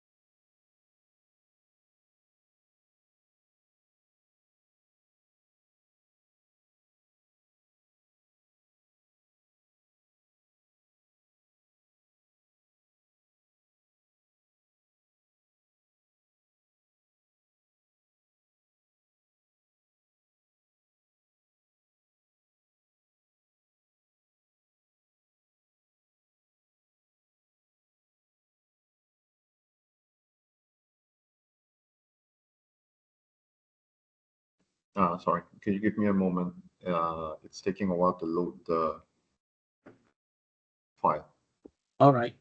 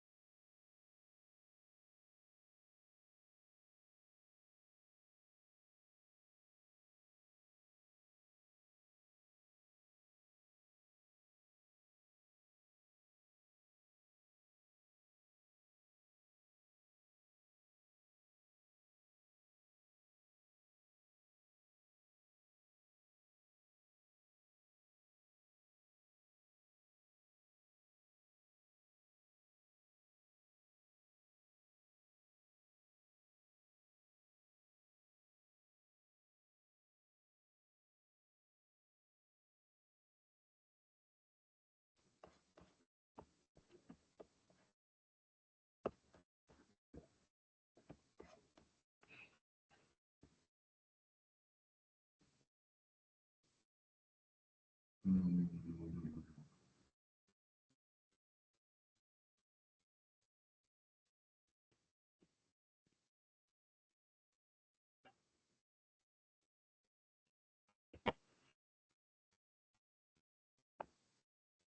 Um, can you see the slides? Yes, yes. Sorry, it's not really loading the slideshow, so I'm just going to present it in the editing screen. Okay, sure, no problem. Hopefully you can continue to see. So my thesis or my report was based on was with a title called Design an Automated System for Door Set Measurements Using IoT Technologies. I'll go through the introduction first. So the reason why I chose this topic is because of compliance issues, and I focus mainly on the manufacturer's perspective. Um, So the connection between these five criteria is actually due to waste reduction, on-time delivery, and customer satisfactions. They need to meet this to achieve quality compliance, which is directly connected to their profit margin for manufacturers. So you might be asking, why is compliance so important? So I've listed down the critical issues of compliance, where the first one is inaccuracy of cutting results. Cutting results in wastage of raw materials causes a wastage of materials which will directly affect the waste product wastage in the previous slide, as well as projection of production rate and profit yield will be able to achieve the on-time delivery and customer satisfaction. So my thesis was focused on a company called Midador, and I would like to present the project study and the problem statement first. So a brief introduction about Midador. They are a manufacturer who focuses on high quality wood products for residential spaces, who frequently deal with modular and customizable door sets. The keyword here is modular and customizable door sets, which means they have a variety of products, each customer with a different measurement and dimension. So they need to maintain a high quality, but not only a high quality in one product, but various types of products. So their overall flow of production is the wood arrives at their factory and they just cut it, then they will deliver it to their customers at the moment. So the study involves addressing production errors such as inaccuracies of dimensioning of door sets during the process of manufacturing of customizable door sets, in which contributes to the wastage of raw material. So the overall aim is to design and develop a microcontroller-driven automated system with cloud technology to monitor and gauge productivity levels and quality compliance issues using statistical data analytics for door set manufacturing. So this will cover the compliance issues where they can use data to make sure they don't have too much wastage, as well as meet their delivery times and achieve their customer satisfactions, which is directly related to compliance and then eventually will affect their profit margin. So I've separated in my aim into three objectives. The first one being to construct a circuit that revolves on the integration of microcontroller using a rotary encoder to do the measurements of the dimensions of the door sets. As well as in terms of networking, I've chosen a TCP connection to send and receive raw data automatically between the microcontroller and client computers via the integration of cloud and IoT technology. In terms of GUI or human interaction with the machines, I've created a GUI using HTML web browser so that the staff or engineers or sales team can see the production as well as the quality issues on their laptop anywhere, as long as they can open a browser. So I would like to present some literature reviews that I found online regarding the project. So Midador isn't a multinational big company per se. They are more of a small to medium enterprise in Malaysia. So why do I want to focus on SME research? And the reason being that the enterprise ratio in Malaysia is a bit small, but it comprises of 98.5% of all companies in Malaysia. Therefore, a large percentage, most of the percentage are SMEs, which means that if we focus on the development of SMEs, there is a huge market which has potential growth in Malaysia, as well as the employment ratio in Malaysia covers 42% small to medium enterprise. In order to achieve this goal, my aim, I decided to utilize some advanced technology compared to the conventional manufacturing methods employed in Malaysia in general. So advanced technology can provide production efficiency, worker safety, as well as humanless production. So you might be asking, what is advanced technology? So a good guideline for new implementation of technology in the manufacturing sector, I believe, is the IR 4.0 concept. So in this, although there are quite many criteria in the IR 4.0, I've chosen three main topics or concepts, which is big data analytics, cloud computing, as well as Internet of Things, and brief touch on autonomous robots, maybe implementation in the future. So in terms of hardware, the reason why I chose microcontrollers are because they are very cost efficient. This isn't a direct implementation to the manufacturing line. This is a conceptual prototype. Therefore, in order to reduce the testing as well as the development cost, I've chosen a microcontroller for the prototype. So they're cost efficient and they have IoT capabilities. They are compact in size, as well as they have a very high processing power and speed. The reason why I chose rotary encoders in terms of hardware is because they have a very good accuracy. They are very versatile, as well as they can obtain stable results in the dark, under noise and dusty environments. So in terms of software, IoT is a very beneficial criteria to implement in the project due to the efficient data acquisition ability, as well as real-time data flow from the factory to their cloud services. And moving on to the cloud services, they provide very low maintenance, as well as efficient data sharing amongst all their staff, as well as the engineering team. And compared to a localized server, it does provide a low cost of operation for the company. In terms of connectivity, I chose the MQTT protocol because it has a smaller code footprint, as well as good for unstable connections. So one weakness about Malaysia currently is their internet connection, where quite a lot of places have very unstable connection. Therefore, I chose MQTT, which provides a good data send and retrieval under unstable internet connections.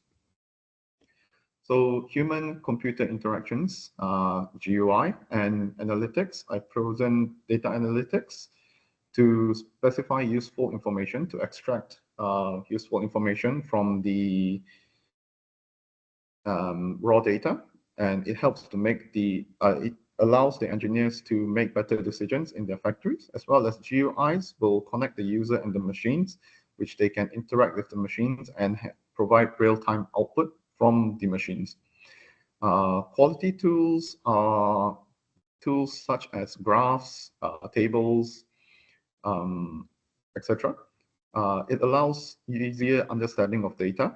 So combined with the data analytics and GUI, you can use the quality tools, and it will assist in the data analytics for the engineer. So I would like to present my methodology next. So this is the overall layout of the system design. You have two rotary encoders, one for the horizontal dimensions, one for the vertical dimensions, as well as for the prototype, I use a 6-volt DC motor and a 4-volt DC motor to move the frame across the measurement apparatus, and a 4-channel relay to control the DC motors. And then the heart of the whole system is the ESP8266, which provides a internet connection within the integrated. The internet connection is integrated in the microcontroller itself, which connects to the ThingSpeak cloud server and eventually sends the data to the web browser. So the software development consists of 5 main parts. So the mechanical frame control, rotary encoder readings, data transmission, data processing, and data analytics. I believe these are quite straightforward, so I will just go to the next one. So the system flow is quite long, but I will just present the main parts of this. So at the beginning, all the relays are off, the horizontal, vertical.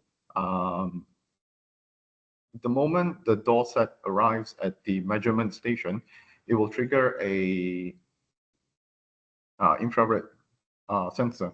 This will start the whole system where it will measure the horizontal dimension first by using the DC motor to push the frame and then the rotary encoder to calculate the distance traveled by the frame. And after the horizontal measurement is taken, the vertical frame will move similarly to the horizontal frame using the DC motor. And the vertical rotary encoder will determine the distance traveled by the frame. After everything is done, it will send the data to the microcontroller, will send the data to the cloud, and the cloud is the one that will store the data as well as output the data to the browser. So by using this methodology, the results obtained are as follows. In terms of system performance, the company, Midador, actually told me that they only have a 45-second window between each door production, which my system managed to achieve a 32-second update time. However, this can fluctuate according to internet connection, microcontroller specs, as well as a computer updating specifications. In terms of measurement, my target was to achieve a 0.1 millimeter accuracy. However, the system did achieve 0.1 mm. However, there was a bit of fluctuation of 0.5 plus minus 0.5. Therefore, overall it was okay, but could be better. My system was supposed to provide performance data, which it sufficiently achieved. System updated GUI with real-time analytics. So the data analytics dashboard is what I developed using the HTML browser coding. So this is a control chart, the first chart that you will see on the browser, which shows the upper limit and lower limit of the tolerance. As well as the center line is equal to 0, which means it is a perfect dimension for the door. So as it fluctuates compared to the set value, it will fluctuate between this upper limit and lower limit, where engineers can check whether it is approaching the upper limit or not. If it's approaching the upper limit, then that means there is something wrong with the machine already and they need to stop production as soon as possible. This is the pie chart where sometimes they can't constantly monitor the control chart. So they need to check what is their pass error, whether it's good or bad. So in this case, 67% out of the 10 doors had good results, whereas 33% had measurements outside of the tolerance region. So this is the method that I tested it. Scenario 1 had no errors, which means that the measurements of the door is near perfect. So as you can see, the control chart is a little bit small. However, the line is on the 0 line, which means there is no deviation from the set value, as well as the pass doors are all 100% good, which means they are all within tolerance. The second scenario that I tested was the horizontal errors, where I put a offset of 6 mm in the horizontal axis. This shows that now it shows that a lot of the doors have a 6 mm offset in their horizontal control chart, as well as all doors manufactured in the past are all 100% bad, which is outside of the tolerance region. Similarly, I put a offset of 6 mm in the vertical axis. Now the opposite side of the control chart, the vertical side of the control chart shows that there is an offset of 6 mm, which means 100% of the doors produced in the past 10 doors is all bad. So in The last scenario that I tried, scenario 4, is alternating errors. So the first one is perfect. The second two was horizontal error, and the last two was a vertical error. So now you can see that the first one is all on the 0 line. The second and third one is shows that it was outside of the tolerance zone, and the last two shows that it was vertically outside of the tolerance zone. Therefore, engineers can make a decision based on this graph, where they can understand what is the current situation in the factory, whether there is any wear and tear in the vertical or horizontal axis. So the last chart or graph that I implemented in the web browser is the production rate analysis. This is quite important in order for the engineers to predict whether they can meet their deadlines or delivery time for their customers, which goes back all the way to my introduction, where they need to satisfy their customers as well as meet delivery deadlines. So this whole system will achieve all the three criteria for compliance issues and will hopefully boost the profit margin of the company. So in conclusion, I would like to say that the SMEs in Malaysia currently need to implement new technology to keep up with the modern day production. And this can be done by using the concepts of IR 4.0. And the concept that I use in this project can scale infinitely, which means based on this prototype, it can be implemented into the factory as long as the parts can be bought. The concept can remain the same. Therefore, I believe that we should start to implement even modularly, one by one, the parts of IR 4.0. Yeah, that is all. Thank you.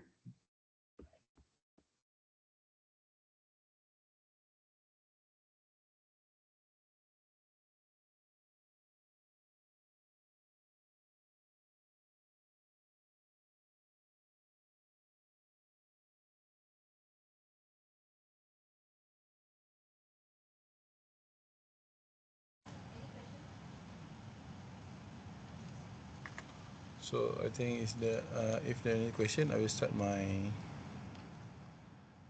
my session.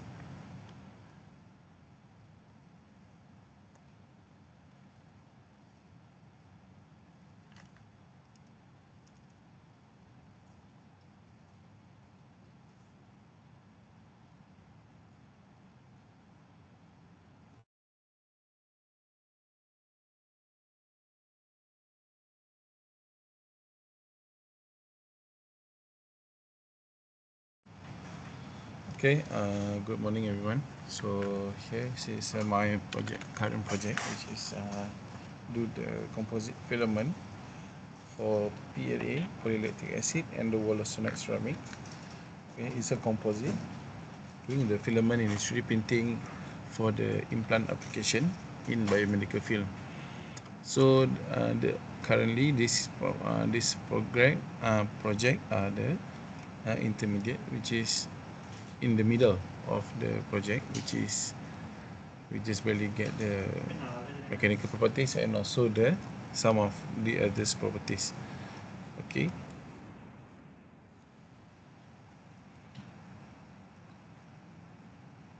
So for introduction, this is a 3D printing, which is the intricate and complex geometry that might be challenging or impossible with traditional manufacturing methods. Okay, so this is work by feeding the filament. Okay, we make the filament through the heated nozzle and then they print out the model and the shape that desired. Okay, talking about the filament, it consists of two main materials. First is a polylactic acid, and then the second one is a ceramic, which is a wollastonite combined together.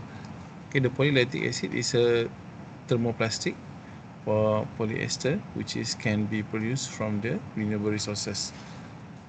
Okay, it has a larger strength and also we can say it's lower ductility. Okay, then the traditional plastic such as the ABS material.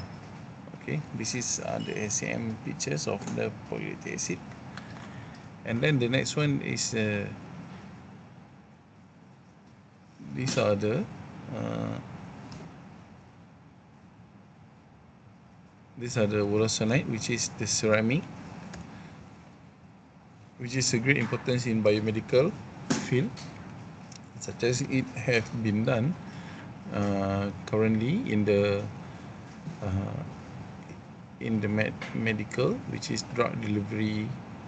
They also use in tissue engineering and also bone and dental related application.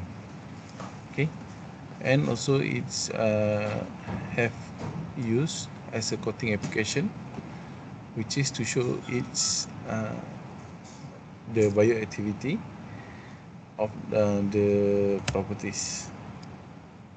Okay, literature review. Okay, previously they have been done the studies on the PLA calcium silicate. The calcium silicate is a wollastonite also for injection molding, but this study is only focused on the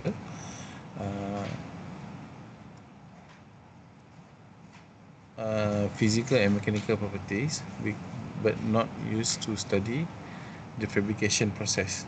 Okay, and then to see its PLA, that the application of the PLA in biomedical application.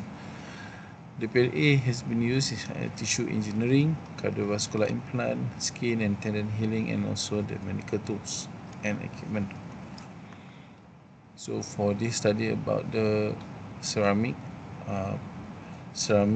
plus polymer composite, there have been study about the 3D printing, which is the WA and PLA in 2002.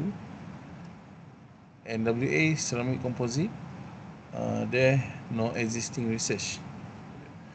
Okay, so for this one, there's no existing research which is going to produce the composite filament. So by combining these two, polymer and ceramics, will result in the production of the composite materials, which is suitable for use in implant material, do it excellent mechanical and also the biocompatible and also bioactive qualities.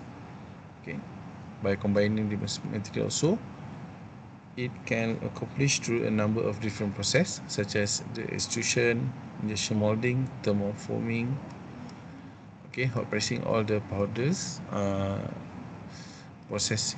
Okay,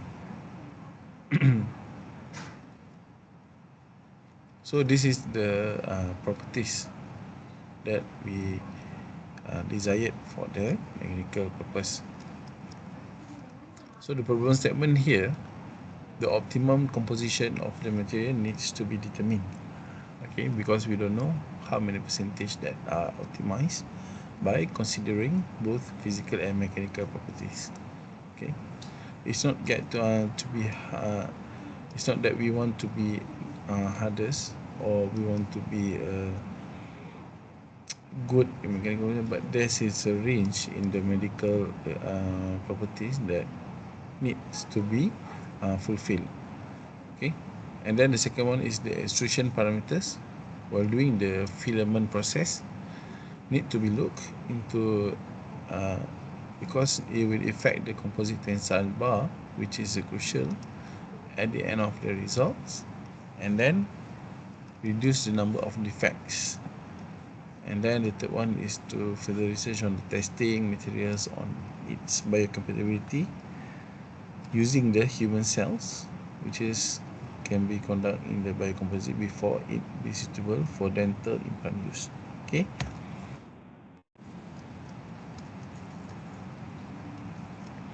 So objective is, first is to determine the composite of the PLA WA feedstock on the mixing temperature through the physical properties. And then the second one is we going to optimize the parameter of the filament making.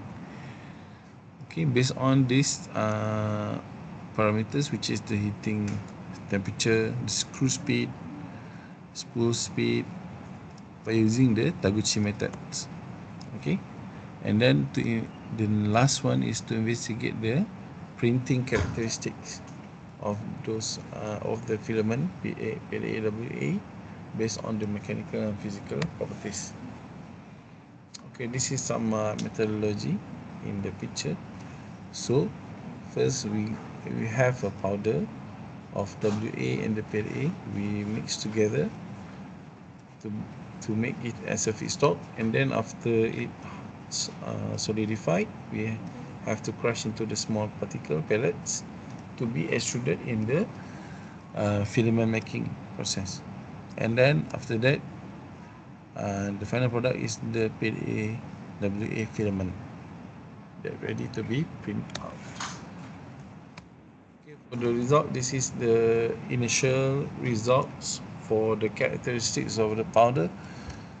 Okay, this is the rheology to show the flow behavior of the composite, which is to show is a decrease in the viscosity but increase in the shear rate.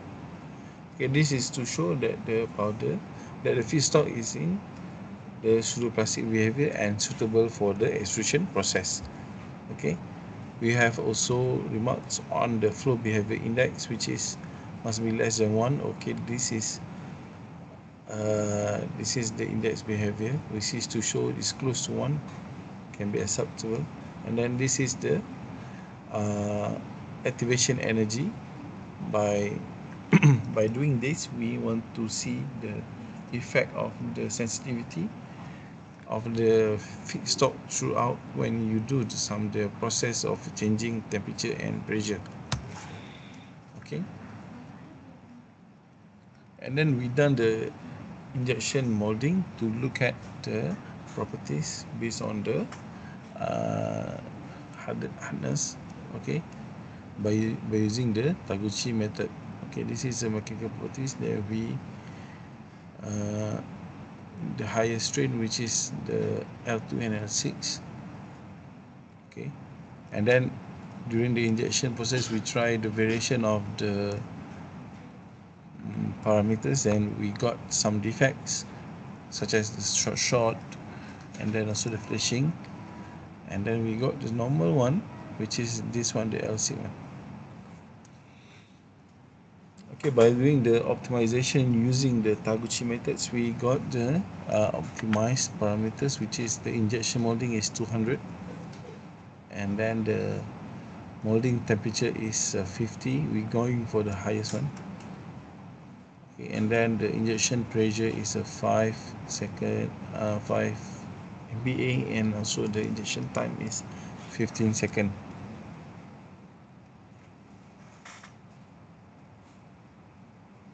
This is a parameter we obtain after we do the optimization.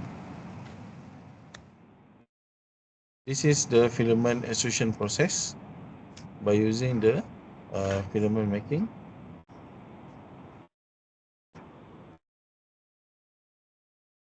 This is a feedstock, and then the filament will be come out here and be spooled through the spooler, this one.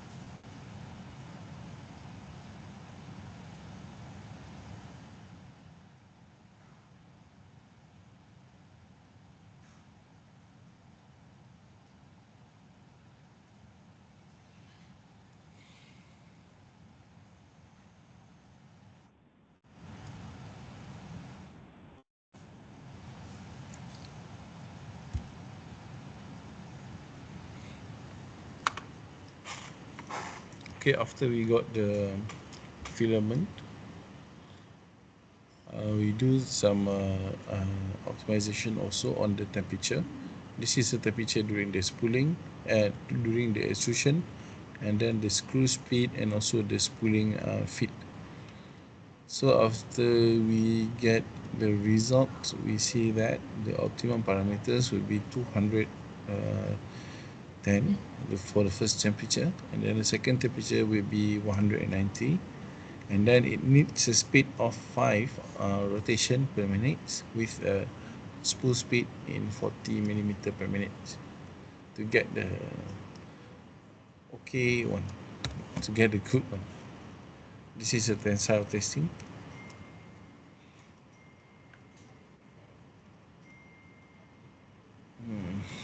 Okay, so for the conclusion, so the mechanical and physical properties of the filament were determined to be optimized within the combination of the 90 weight% of the PLA and 10% of the wollastonite.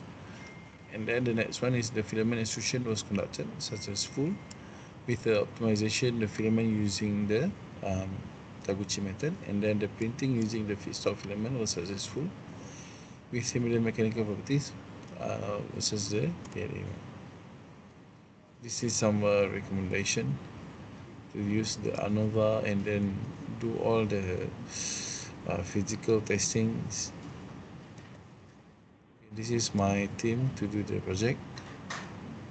Thank you. Any question?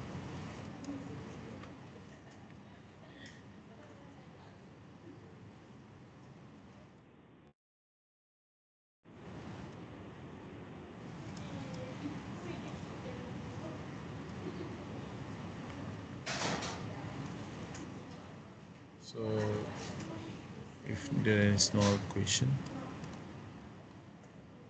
I think we can end this one by Mr. Hazim said.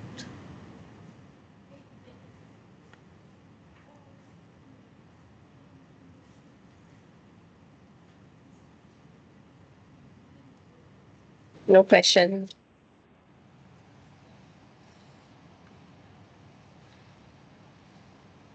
Okay, all right. So thank you everyone. So see you the next round. Assalamu.